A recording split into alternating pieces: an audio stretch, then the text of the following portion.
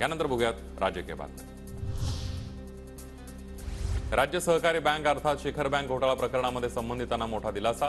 मुंबई पोलिसांकडून दुसऱ्यांदा closure report सादर। शिखर बँक प्रकरणामध्ये अजित पवारांचंही नाव, रोहित पवारांचीही याच प्रकरणामध्ये चौकशी सुरू।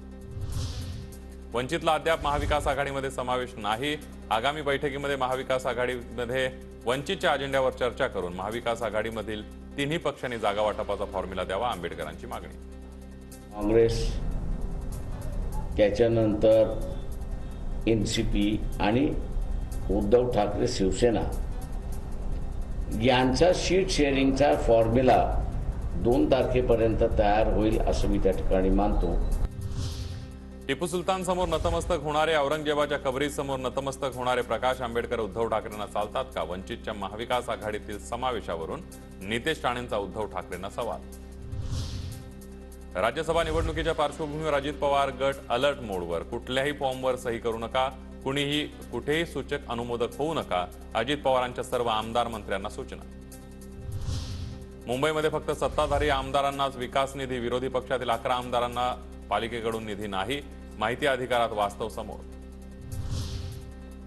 7च काय तर 700 तास चौकशी झाली तरी आम्ही तयार आहोत, संजय राऊतांचा सत्ताधाऱ्यांवर निशाणा। सर्व श्रीमान घोटाळे भाजप किंवा शिंदे गटात सामील झाले असाही आरोप। ईव्हीएमवर नाक रगडण्यापेक्षा सरळ निवडणुकीच्या मैदानात या मोदींचा हात नसताना उद्धव ठाकरेंची काय ताकद आहे ते दिसेल, राऊतांच्या ईव्हीएम टीकेवर नितेश राणेंचे उत्तर।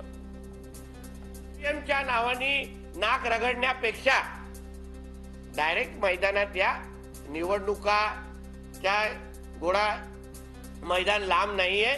लोकसभेमध्ये मोदींच्या डोक्यावर हात नसल्यानंतर उद्धव ठाकरेची काय लायकी असते हे आता लोकसभेच्या निवडणुकीच्या निमित्ताने निश्चित पद्धतीने दिसेल। ईव्हीएम हटली तर भाजप गेली, ईव्हीएम है तो मोदी है, संजय राऊतांची ईव्हीएम वरून पंतप्रधान मोदींवर टीका। भाजप लोकशाही मार्गाने निवडणूक जिंकू शकत नाही म्हणून ईव्हीएमची गरज, राऊतांचा हल्लाबोल। 2019ला मोदींच्या नावावर ठाकरेंचे 18 खासदार निवडून आले तेव्हा काहीच आक्षेप घेतला नाही। मोदींचा हात नसताना उद्धव ठाकरेंची काय परिस्थिती होईल हे आगामी लोकसभेमध्ये दिसेल। नितेश राणेंची राऊतांवर टीका तर ठाकरेंनाही टोला। उद्धव ठाकरेच्या नशिबात 18 खासदार हे फक्त मोदी साहेबांमुळेच निवडून आले आणि ते 14 आणि 19ला आपल्याला पाहायला मिळालं। मोदींच्या डोक्यावर हात नसल्यानंतर उद्धव ठाकरेची काय लायकी असते हे आता लोकसभेच्या निवडणुकीच्या निमित्ताने निश्चित पद्धतीने दिसेल।